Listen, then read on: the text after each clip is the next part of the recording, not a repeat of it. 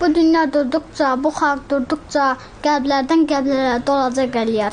Kim deyə bilər ki, bu qədər vaxtsız ömürlük xəyala dalacaq gəliyər. Fəxrlər yad edir onu könüllər, unutmaz nə vətən, nə də ki ellər. Gəlib ömrümüzdən keçsə də illər, yenə də bizim olacaq gəliyər. Atam Əliyar Yusufoğlu erməni işğalçıları torpaqlarımıza əl atdıqdan sonra ilk olaraq könüllü batalyon yaradıb, tələbələri, öz dərs keçdiyi uşaqları ətrafına yığaraq vətən torpaqlarının müdafiəsinə başladılar. O illəri belə xatırlayıram ki, bütün rayon deyirdi, nə qədər ki Əliyar sağdır, rayondan bir qarış torpaq da olsun verilə bilməz. Hamı ona özü kimi inanırdı. 1992-ci il sentyabr ayının haradasa 25-i idi. Laçın dəhlizi alınmalıydı, bağlanılmalıydı və atam o vaxt demək olar ki, bir həftə Laçında əməliyyatda oldu. Səhər-səhər saat 5-6 radələrində Laçın uğrunda əməliyyata başladılar.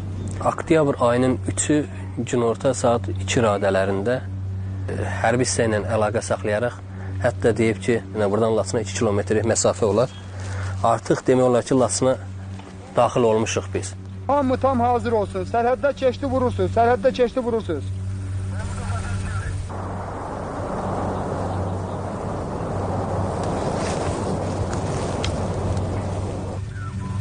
Mən istəyirəm oranı vursun. Mən istəyirəm oranı vursun. Laçın dəhlizi, Laçın koridoru artıq bağlanmışdı, bizdə idi. Kəpəz mən kəpəz biləm, qəbul.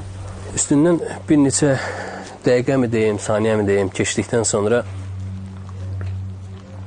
orada vurulmuşdu, hər ikisi vurulmuşdu. Əsədət öz yanında rəhmətə getmişdi.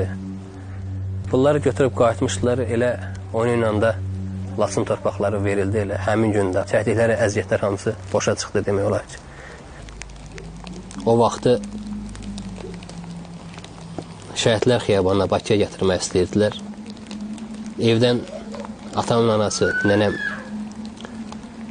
razılıq verməli ki, elə öz rayonumuzda, öz kəndimizdə, öz atasının yanında kənd qəbirstanlığında dəfn etdik. Qəbri indi də işğal altındadır.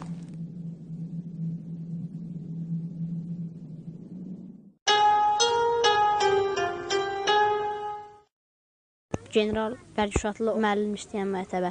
Mən də gedəcəyəm, yalan il, orada oxuyacağım, böyüyəcəyəm. Allah qoysa, general olacağım və atamın qısasını alacağım.